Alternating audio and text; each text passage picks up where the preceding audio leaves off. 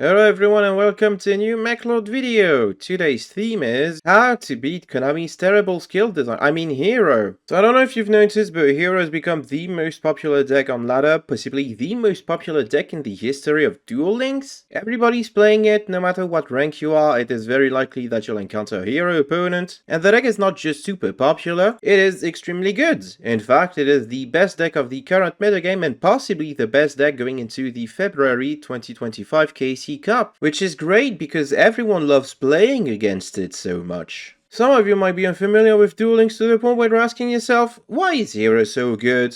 Well, there's many reasons. Most of them boil down to a completely bonkers skill in the form of Dragonic Contact. I'm gonna give you 5 seconds to read this skill, okay? I'm not gonna say anything for 5 seconds.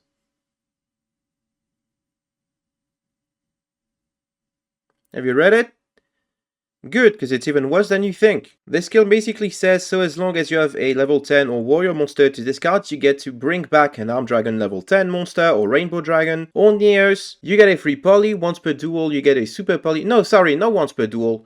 Just anytime you want. If you can recycle your super poly, you can just keep getting it back. And super poly is a super fun and interesting card to play against, because you can't do anything against it. And you get also a free poly to do fusion plays or just use as discard fodder. So in short, clicking the yellow button gives you a lot of resources with no restrictions whatsoever, and said yellow button also gives you a lot of removal between the armed dragon monsters, super poly, and some other stuff. Let's talk about the armed dragon monsters because they're kind of insane, right? Armed dragon level 10, that's basically just lightning vortex, which in the time when it was printed in like 2007 was okay. And armed dragon thunder level 10 was never TCG playable, but it is basically a Trident that can be destroyed by battle, even if it is face down on the field, which is absolutely insane, because the skill does set it, but also makes it so it was special summoned by the effect of an armed dragon monster, which some decks can just beat over a 2000 defense Trident that's face down, without like going into Nightmare Unicorn or something. You're not really lacking in starters either, considering we got Stratos and we recently got EE Call, both of which are really good cards to get pretty much anything that you want, to then use as discard fodder or with the poly that you got in order to go into Sunrise, which facilitates OTKs super easily, because Sunrise just lets you go into another Sunrise. And it can pop a card on attacking. Isn't that super fun? Then there's the draw engine part of the deck, with both Crosskeeper and Liquid Soldier being able to draw 2, discard 1, which allows you to dig deeper into your deck in order to get some of your tech cards. Maybe you're playing Needle Ceiling to use with the Face Dart monster that you summon for free with the skill. Maybe you're using Book of Eclipse because it is still one of the best staples in the game. Or maybe you're playing Hand Traps. Maybe you're concerned about Dark Hole, so you're choosing to play Lord of the Heavenly Prison, which protects all of your set cards, including the one that you get for free with the skill that you can use alongside Needle Ceiling. It's a never-ending mess. With the recent release of Rainbow Neos and Arm Neos, Neos Fusion becomes a really good playmaker as well, considering this is basically even more removal and beefy stats. Arm Neos is basically a field wipe on summon, and Rainbow Neos takes care of everything that Arm Neos doesn't, and is really good once you've taken care of your opponent's back row, which you have traitors, so you can also do that super easily. And it's worth mentioning that being able to click yellow button, set Neos, and get super poly means that you can just super poly anything your opponent has without them being able to even react or do anything about it. All in all, it's no surprise that Hero is the current best deck of this format. It has so much stuff that it can do for so little cost. It is able to make super explosive plays that end the game immediately, and it is able to outvalue you at all stages of the game. Which leads to the topic of our video: how do you counter Hero? You can't.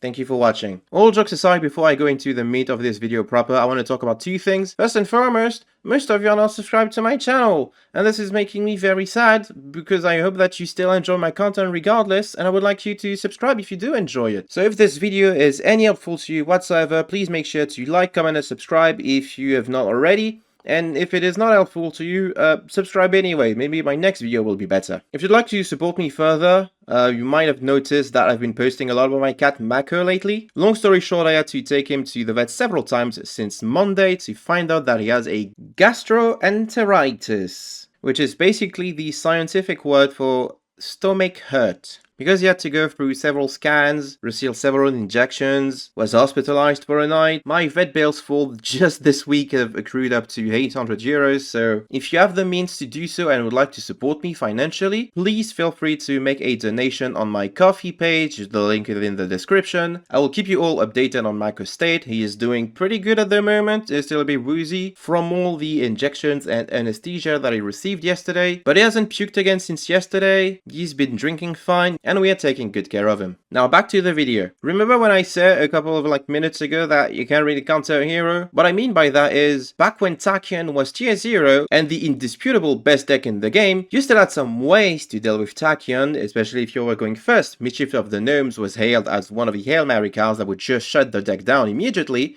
and Xyz Encore was a really good going second card. In fact, the former was so good that Shiranui was able to contend with Tachyon not only due to its really good engine card and skill that were also pretty busted, but also because he could just make Beatrice and send Mischiefs of the Gnomes to the graveyard for basically free, which is another thing Beatrice will pay for eventually. But as far as hero is concerned, there's no secret grail card that just hoses them down or wins you the game instantly, at least none that has been found yet. I do want to talk about these cards that people think are the Hail Mary cards at B-Hero. They're not, they're mostly just really bad, they need you to go first very specifically, and they don't have any applications against most other deck in the current metagame, except for maybe Predaplants. It is also worth noting that non-fusion area, being a continuous trap, can just get popped by Stratos, which the deck gets easy access to because Equal is a card, and that a lot of these cards care about fusion summoning, when it turns out that Neos Fusion just special summons, it doesn't fusion summon. So yeah, my advice is don't bother actually running these cards. You're gonna look real silly when you just have to flip your non-fusion area on a Lyrilusk or Ghost Trick player, oh boy. But there are cards that can help against Hero in order to make this matchup less unbearable. One of them is Dark Hole that just wiped their board clean. That's it. Now onto the deck that can actually stand a chance against Hero in this current metagame. Here's a question for you. Which decks are the best positioned to deal with the number 1 deck of the current metagame? Well, the answer is the number 2 and number 3 decks of the current metagame. Let's start with Lyrilusk. It has recently become more popular in tournaments due to a decent hero matchup. Assemble Nightingale basically blends every single removal that hero has except for very specifically Rainbow Neos, which the deck are other ways to deal with. So Lyrilusk is both able to survive the hero OTK and OTK on their own on their turn. Promenade Thrush takes care of any undesired back row. You don't really fear the Dragon Thunder because Assemble Nightingale gives you global protection. It's great. The one thing Lyrilusk is to be concerned about at the moment is super polymerization and potential tech cards that you might encounter on ladder. A lot of people are on Book of Eclipse, you might encounter some Forbidden Droplet players. Both of these cards are really good against Lyrilusk, so watch out for that, I guess. Now onto Predaplants. Predaplants can also survive the hero OTK, thanks to the help of Predaplants Saracenians, and lesser skilled hero players will just leave a monster for you to tribute with Hydra. Unfortunately, Predaplant has one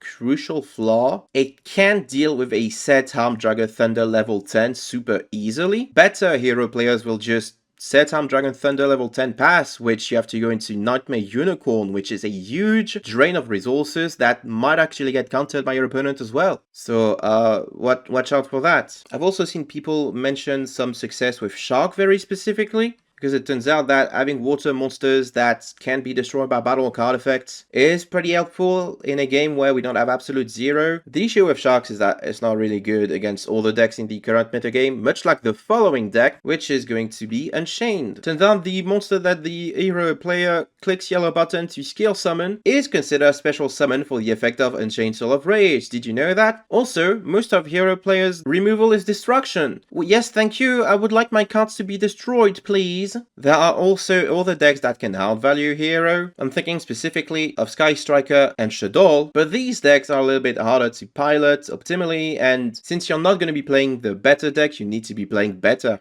More on that later. Last but not least, in my personal experience, I found out that Pendulum Phantom Knight does a pretty good job at dealing with hero, being able to leverage Lingesi both as removal and protection against destruction effects. And hey, maybe you have a secret tech or secret deck that has been doing really good against hero. If such is the case, make sure to let me know in the comments of this video. Maybe your deck isn't actually that good, but you're just so good at playing it that the hero player can't do anything but concede, which brings me to my next point. A large majority of hero players that you're going to meet on ladder are just going to be really garbage at the game. When a skill does most of the work for you, it is very easy to just rest on your laurels and play suboptimally as a result, which means that all you basically have to do in order to be the hero, so as long as you're playing on a competent deck, which you can play decently enough, and you know the matchup as well, you should have more than a fighting chance against hero, until you meet the hero player that actually knows how to play the deck perfectly. Awkward segue into my next point. How do we stop getting completely ridiculous, obviously untested skills to ruin the format every 2 months or so?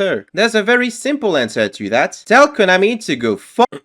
A lot of you are probably playing Duel Links on Steam, which is why you would play Duel Links if you were playing on PC. So one way you can let Konami know that you're not very happy about the way the game is currently going is by leaving a negative Steam review on the Steam storefront, and hopefully if enough people do that, Konami might take notice. Here's my review, for instance. I originally posted it on February 2024, back in the middle of Tachyon format, and things kept getting worse somehow. If you're on mobile, you can also do that. I found this review for Duel Links on the Google Play Store that I think was really helpful. Hero deck, really short, really self-explanatory. And once we get some of these servers that Konami likes to send regularly to their players to make sure that everybody's enjoying the game, you can be sure that I'm going to be complaining a lot and invite you to do the same. Which brings me to my next point. A lot of people have been asking me, why do I keep playing this game if all I do is complain? I think I've been complaining about this game for the past year, basically, because we kept getting garbage format after garbage format. I've been complaining about Tachyon, I've been complaining about Lyrilusk, I've been complaining about Shiranui, and now I'm complaining about Hero. So instead of complaining, why don't I just move on and do literally anything else with my life? There's one very simple answer for that. Sunk cost fallacy. According to in-game stats, I've been playing this game for 2,701 days, which means that I've been playing since August 17th, 2017, which means that I've basically seen it all. What I'm trying to say is that I'm probably a Duel Links boomer at this point, if there is such a thing, and which is why I can safely say this is the worst Duel Links has ever been. And it's time to draw the line. It's time to say enough is enough. And I am going to take the proper steps to make sure that if this keeps going, my relationship with this game might change drastically. For starters, I'm not spending money on this game anymore. I usually have a 40 euros budget that I spend on mobile games per month, which is not to say that I spend 40 euros on Duel Links or even 40 euros on mobile games every month. But every now and then as the month got a cute little game, I'm like, I'm gonna support the devs a little bit and spend like 5 euros and call it a day. And you know, that's